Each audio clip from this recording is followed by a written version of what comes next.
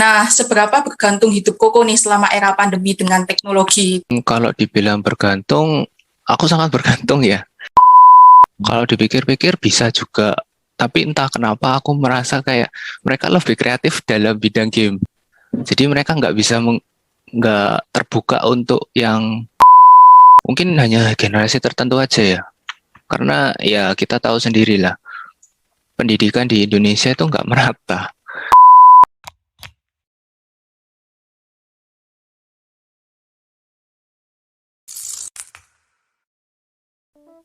Hai hai hai, welcome back to Bisik Podcast episode 2 ya guys.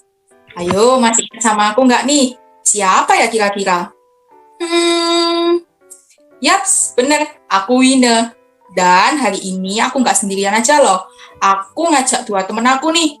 Biar podcast kita makin seru dan menarik dong tentunya. Hai, aku Niko. Kita kedatangan satu teman baru loh. Kenalin nih.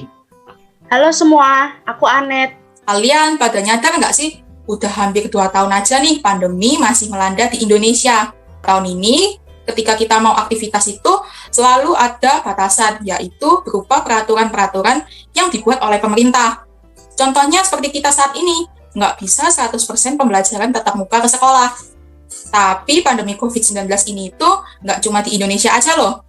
Nah, kalian pada tahu nggak sih penyebaran virus COVID-19 itu lewat apa? COVID-19 sendiri itu ditularkan dari seseorang yang terkena virus SARS-CoV-2. Penyakit ini dapat menyebar melalui droplet atau tetesan air dari hidung, mulut, atau bagian lain dari tubuh manusia. Penularannya dapat terjadi pada saat batuk, bersin, dan berbicara. Seseorang juga dapat terinfeksi COVID-19 bila tanpa sengaja menghirup droplet dari sang penderita COVID-19. Nah, bener tuh. Tapi kalian jangan takut ya guys. Karena kalau semakin kalian takut, imun kalian akan semakin turun. Kalau imun kalian turun, kalian akan lebih mudah terkena virus SARS-CoV-2 ini.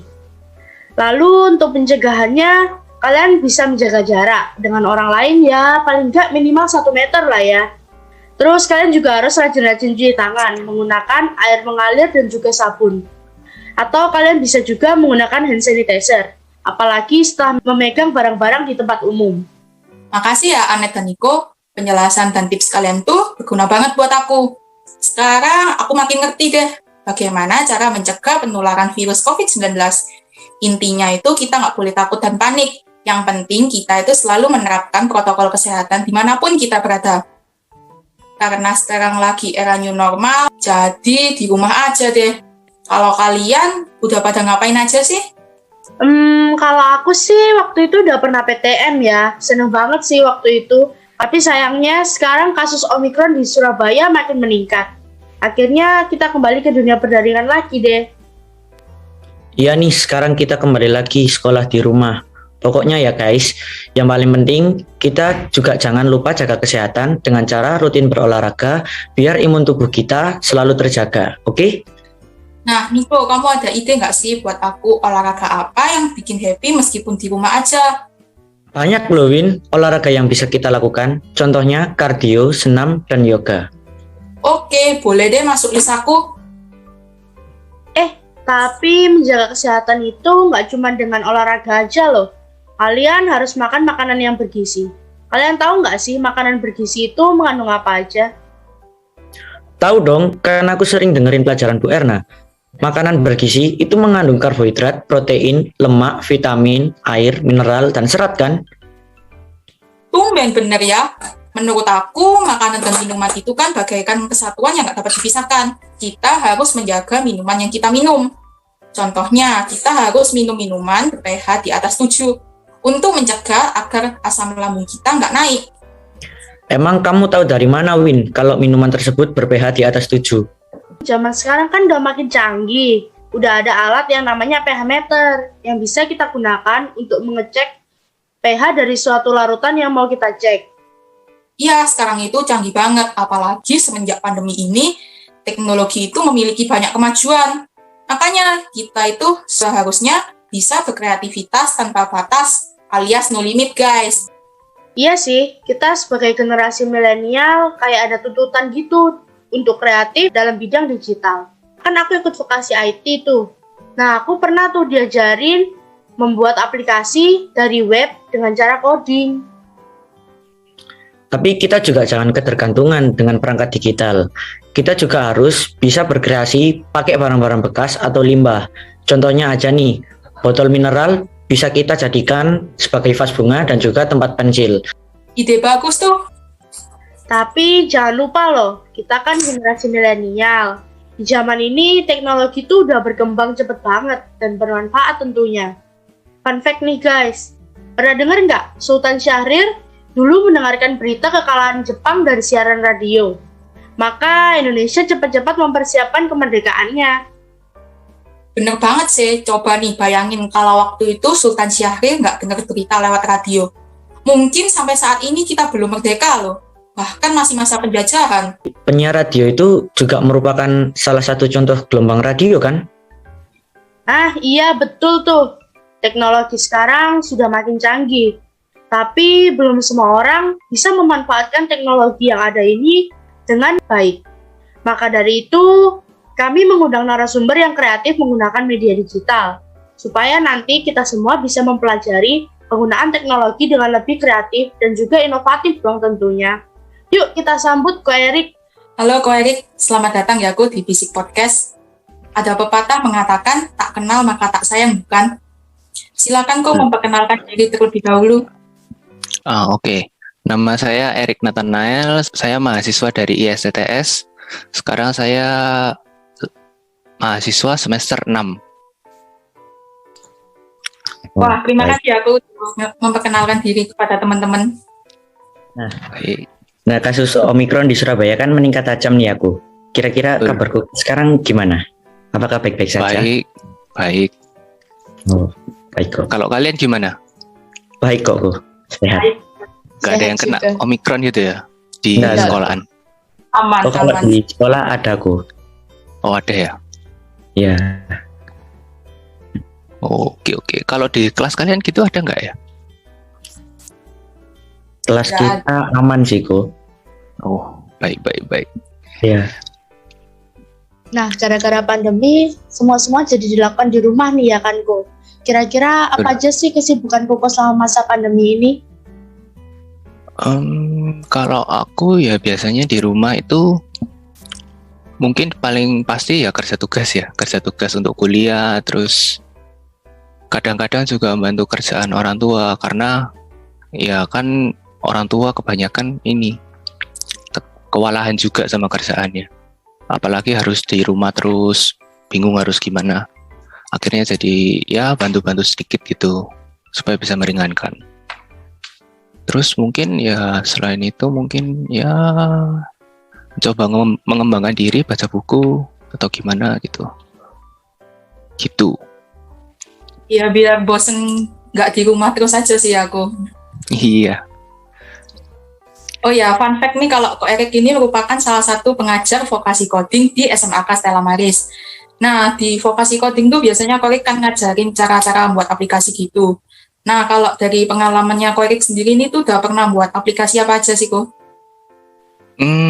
Kalau dulu ini sih aplikasi kayak pergudangan, terus aplikasi kesehatan kayak Halodoc, terus pernah juga itu game-game kayak Snake, Tic-Tac-Toe, Connect 4. Ada juga aplikasi buat penjadwalan juga gitu. Jadi kebanyakan ya aplikasi-aplikasi yang sering digunakan aja. Terus sesuai dengan permintaan. Soalnya kan kalau orang tua itu punya kayak software house gitu ya. Jadi banyak permintaan buat software sesuai dengan kebutuhan perusahaan. Ada yang butuh buat pembukuan ya udah dibuatin itu. Gitu. Nah, tapi seperti yang Koko bilang tadi, aplikasi yang sudah Koko buat itu cocok banget untuk situasi seperti saat ini. Contohnya tadi kan ada Halodoc. Dulu kita kalau misalnya mau konsultasi sama dokter kan harus datang dulu ke rumah sakit, daftar dulu, antri, terus baru ketemu sama dokter untuk konsultasi secara tatap muka. Nah, tapi karena lagi pandemi ini, aktivitas kan banyak dilakukan dari rumah, tapi nggak menghalangi kita buat konsultasi kepada dokter secara online lewat gadget yang kita punya dengan aplikasi Halodoc. Jadi menurut aku Halodoc itu efektif dan juga mengurangi mobilitas juga. Nah, seberapa bergantung hidup Koko nih selama era pandemi dengan teknologi? Terus apa aja sih contohnya, Ko? Kalau dibilang bergantung, aku sangat bergantung ya. Soalnya kan aku ya juga tuntutan untuk pekerjaan itu menggunakan teknologi juga. Terus kebanyakan kalau kita berhubungan sama orang lain, kita kan nggak mungkin kayak kita mau ngomong, ayo kita ketemuan di Starbucks misalkan, ayo kita bahas kerjaan, kan ya nggak mungkin. Akhirnya kita ya pakainya antara pakai Line, WhatsApp, Discord, atau Meet gitu, seperti itu. Jadi ya kalau dibilang bergantung, sangat bergantung sih sekarang. Jadi seperti itu ya, Ko. Lalu lantas apa ya, Ko, peranan teknologi di era new normal? Peranan teknologi ini maksudnya bagaimana ya? Jadi gimana gitu, apa teknologi di era new normal gini, apa kayak perkembangannya gitu loh, di era pandemi ini seperti apa menurut Koko? Kalau perkembangannya teknologi di pandemi ini meningkat banget ya. Dulu kan kalau kita lihat-lihat sosial media itu mungkin yang dipakai itu untuk berkomunikasi ya. Kita pakainya Line dan WhatsApp. Mungkin ada KakaoTalk dan WeChat gitu, tapi kebanyakan kita pakainya antara Line dan WhatsApp. Sedangkan sekarang kalau kita mau kuliah itu kan ada banyak aplikasi untuk berkomunikasi gitu loh antara guru dengan murid. Nggak harus lewat WhatsApp doang, Line doang, kita bisa pakai Microsoft Teams, ada Zoom gitu. Jadi kalau perkembangannya pesat banget. Belum lagi belakangan ini kan ada yang teknologi baru yang kalian tahu blockchain itu kan, blockchain, NFT. Nah itu juga perkembangannya kan pesat banget itu. Gitu. Ya, baik, Ko. Nah, tadi kan udah perkembangan teknologi ya, Ko. Terus kalau sekarang peran generasi milenial ini dalam digitalisasi itu kira-kira apa sih, Ko, dalam menghadapi kondisi new normal saat ini? Peran milenial ya. Kalau menurutku peran milenial itu yang generasi kita ini kan ya. Mungkin kalau aku bisa bilang itu untuk membantu yang orang-orang yang tua ya. Mungkin kalau orang tua kalian nggak berkecimpung di dalam dunia teknologi, mereka kan kayak kebingungan mau pakai WhatsApp ini gimana ya caranya. Aku mau telepon temanku pakai WhatsApp, Line gitu, gimana caranya ya? Akhirnya kita harus bantuin juga. Jadi kita harus gimana ya? Mengajarkan bagaimana cara menggunakan teknologi untuk orang-orang yang masih bisa dibilang sudah tua gitu. Jadi kita perannya penting ya, Ko, dalam teknologi ini buat dalam digitalisasi ini buat orang-orang lain gitu. Benar sekali. Nah, tapi kan seperti yang kita tahu kan, Ko, kalau teknologi itu kan pasti memiliki dampak positif maupun dampak negatifnya. Kalau menurut Koko sendiri, apa sih dampak negatif dan dampak positif dari perkembangan teknologi seperti saat ini? Aku mulai dari dampak negatif dulu ya. Kalau dampak negatif ini, kita jadi kecanduan teknologi. Kita kalau nggak ada teknologi, kita nggak bisa ngapa-ngapain. Kebanyakan juga kita jadi kurang kreatif juga, karena kita keperluan kita bukan mengedit kita sendiri, tapi malah kita itu mengisi waktu luang kita dengan bermain game, membaca manga, komik gitu. Jadi kalau aku bilang dampak negatifnya itu kita kurang kreatif, kita kurang bisa mengeksplor diri, kita kurang bisa bersosialisasi dengan orang lain gitu. Terus untuk dampak positifnya kehidupan kita jadi semakin mudah sih. Yang dulu kita mau pesan makan pun kita harus kita telepon restorannya, harus cari nomor teleponnya dulu, atau enggak kita ke restorannya langsung, atau enggak kita ke warung atau bagaimana. Tapi sekarang kalau kita mau makan, kita tinggal cari di GoFood, Grab, atau mungkin Shopee Food gitu. Jadi kita tinggal lihat di situ, kita bisa pesan makanan dan diantar ke rumah kita langsung. Begitu. Jadi kita dimudahkan dengan teknologi ini. Ya benar sih kok, emang jadi praktis gitu, tapi juga ya ada tapi dampak negatifnya. Terus Bener. kalau yang tadi soal kecanduan tadi gitu, kira-kira menurut Koko gimana cara mengatasinya biar kita sebagai generasi muda itu nggak melulu kecanduan sama gadget yang kita punya? Kalau kecanduan ya kembali lagi sih ke orangnya. Mereka kan juga butuh time management gitu ya. Kalau mereka bisa mengatur waktunya, itu bagus banget loh. Soalnya biasanya gini, kalau kalian misalkan nih, kalian sekolah ya dari misalkan jam 7 sampai jam 1. Nah, kalau aku itu kelasnya kan kayak dibagi-bagi. Jadi nggak dari jam 7 sampai jam 1, tapi dari jam 8 sampai jam 10, terus nanti lanjut lagi jam 3 sampai jam 6 gitu. Jadi kayak jadwalnya itu nggak ada aturan gitu. Kadang karena hal itu, aku itu di semester 1 kewalahan banget itu ngatur jadwalnya. Soalnya tiap ada jam 8 sampai jam 10 kan ada selang berapa jam ya? Jam 10, 11, 12, ada 3 jam. Nah, aku itu bingung. Jadi 3 jam itu mau ngapain? Akhirnya aku pertama kali masuk kuliah itu kebingungan untuk nunggu 3 jam itu. Akhirnya aku pulang. Dan sampai di rumah, ternyata aku sampai di rumah itu jam 12. Baru jam 12, aku harus kembali lagi. Jadi kayak aku nggak tahu cara ngatur waktuku. Akhirnya ya aku merasa kayak aku pengen pulang, ya aku pulang aja. Terus ternyata aku malah telat dengan kelasnya gitu. Terus biasanya juga gini, ada tugas, kita nggak aware sama deadline-nya. Akhirnya kita main terus, sampai malam, sampai pagi gitu. Akhirnya ya nggak ngerjain gitu. Itu terjadi itu di semester-semester awal. Gara-gara itu aku harus ini sih, ngulang beberapa di awal-awal gitu. Terus kalau Berarti emang negatifnya itu bergantung pada kita ya kok. Kalau misalnya kita orangnya gimana, mungkin dampak negatifnya seperti kecanduan banget gitu. Jadi emang tergantung dari pribadi kita dan cara mengatasinya juga dari kita sendiri. Betul. Masuknya pandemi di Indonesia membuat zaman digitalisasi menjadi lebih cepat nih aku. Lalu menurut Koko, apakah perkembangan zaman bisa membuat generasi muda lebih kreatif? Lebih kreatif di bidang apa dulu nih? Di bidang teknologi, perkembangan zaman teknologi ini.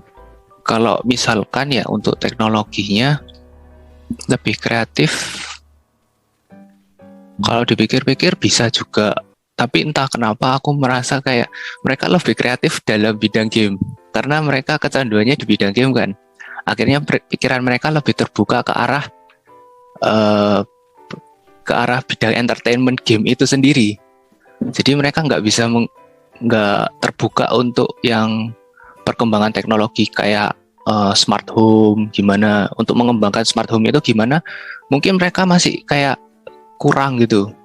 Mereka lebih kepikiran, oh kalau game ini lebih seru kayak gini. Nanti untuk perkembangannya harus dia gimanain, mereka mungkin tahu gitu. Jadi ya tergantung juga sih mereka lebih sukanya itu ke arah yang mana. Soalnya kan orang-orang juga berbeda. Ada yang suka perkembangan teknologi, ada yang suka untuk ya mungkin hanya bermain gamenya aja, ada yang suka untuk membuat gamenya kayak itu. Oh, jadi seperti itu ya, Ko ya? Iya, Jadi emang banyak yang mungkin lebih tertarik sama game gitu ya, Kung. Padahal itu sebenarnya banyak aplikasi yang lain tuh yang bisa kita pelajari lebih lanjut gitu. bener. Di editor gitu ya, Ko ya? Kayak kita mengedit video sinematografi gitu. Oh, betul sekali. Itu juga bisa loh untuk dikembangkan lagi. Ya kok, baik. Nah, kita juga tahu nih kok, kalau Indonesia itu juga bekerja sama dengan negara lain dalam bidang teknologi.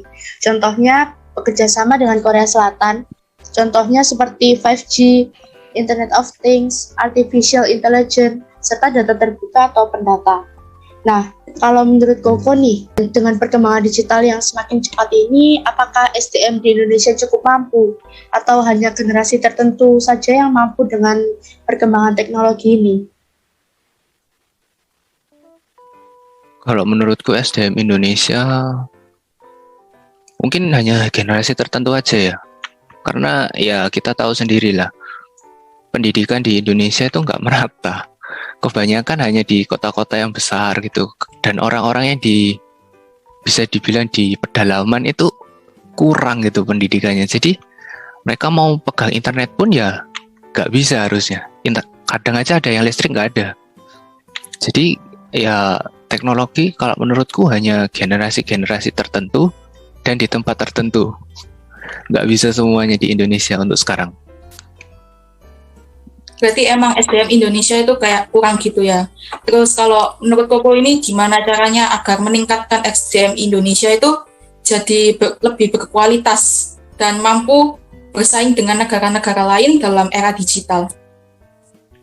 Mungkin pertama-tamanya kita lebih butuh menurutku ya, lebih butuh ke infrastrukturnya terlebih dahulu. Soalnya kan kalau kita lihat di pedalaman itu nggak ada internet atau gimana, ya mereka mau belajar menggunakan teknologi itu bagaimana gitu loh. Kan nggak ada caranya untuk mereka menyentuh teknologi itu sendiri.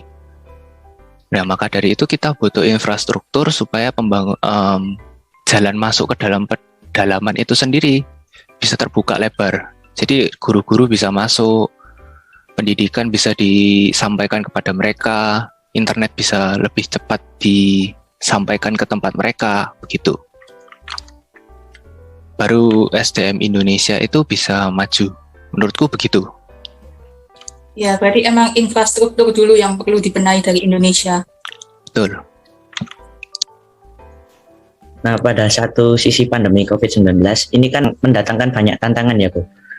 Namun, di sisi lain justru bisa menjadi peluang. Kalau menurut Koko, apa aja peluang dan tantangan perkembangan teknologi di era new normal saat ini?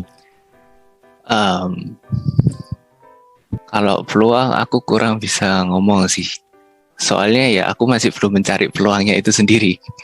Tapi untuk tantangan itu mungkin tantangannya apa ya? Bagaimana cara kita mengembangkan teknologi itu sendiri.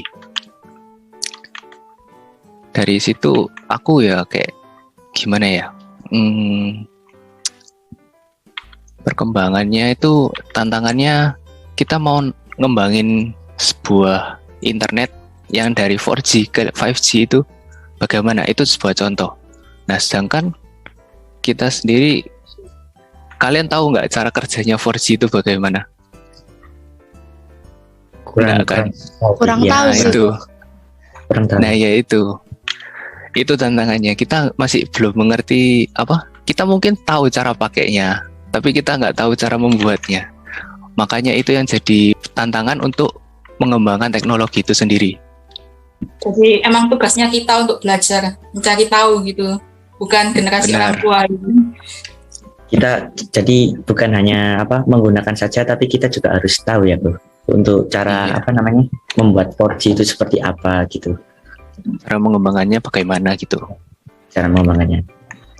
Nah, iya kok. Tadi kan Koko bilang kalau misalnya tantangannya ya kita harus kreatif ya kok dalam bidang teknologi ini.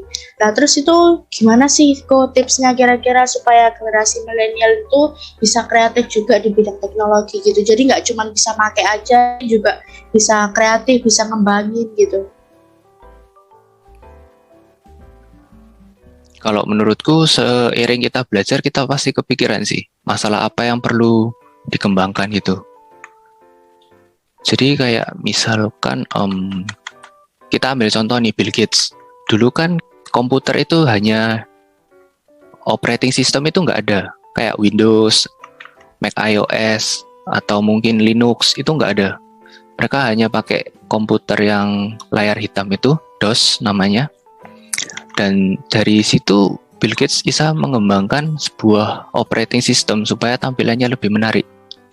Nah, itu dia bisa mengembangkannya itu karena kita sebut aja ya, karena mereka pinginnya menambah pengguna komputer gitu, mensosialisasikan penggunaan komputer. Jadi kayak supaya banyak orang yang pakai dengan tampilan yang bagus gitu. Nah, dari situ kan Bill Gates bisa melihat masalahnya gitu loh yang di komputer. Kan kayak kalau kita lihat, kalian beli komputer nggak pakai Windows itu cuman hitam tulisan doang, nggak menarik, nggak bisa dipakai buat apa-apa gitu. Nah, itu dari situ Bill Gates bisa lihat masalahnya. Sedangkan kalau di masalahnya masa sekarang ini kan di luar negeri itu banyak kan sudah pakai smart home, sedangkan di Indonesia itu masih kurang. Mungkin di situ kita bisa mengembangkannya ya. Jadi kita harus melihat kayak kekurangan maksudnya yang butuhkan gitu ya supaya bisa lebih kreatif lagi. Bener.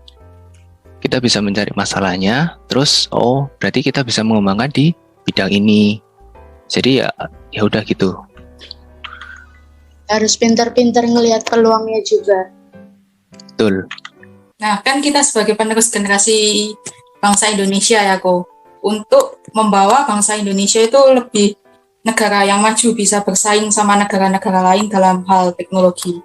Nah, lantas bagaimana caranya kita, Ko, untuk mempersiapkan masuknya era revolusi 5.0 meskipun di era pandemi seperti saat ini?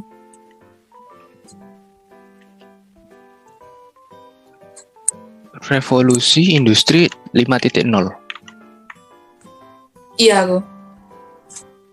Untuk mempersiapkan. Iya, untuk mempersiapkan. Untuk mempersiapkan. Ya belajar aja sih teknologi, cara penggunaannya, bagaimana cara ia bekerjanya. Kita kalau bisa paham itu, kita bisa memanfaatkan teknologi itu semaksimal mungkin sih. Ya, kita generasi muda intinya harus mempersiapkan dengan cara belajar gitu. Iya. Untuk menghadapi era revolusi 5.0 itu. Betul.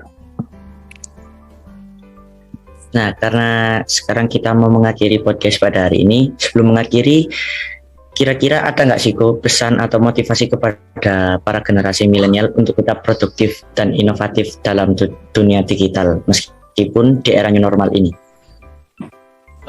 Untuk pesannya mungkin jangan menyerah aja ya sih. Soalnya kebanyakan orang-orang di pandemi gini menyerah banget sih. Kayak di rumah pasrah, aduh aku males ngapa-ngapain, akhirnya tiduran doang, gak mau kerjain apa-apa gitu. Jadi ya jangan menyerah aja, peluang itu pasti ada sih. Baik Ko. Wah, keren tuh pesan dari Kokonya. Nah, semoga pesan dari Kokonya itu dapat memotivasi kita semua ya.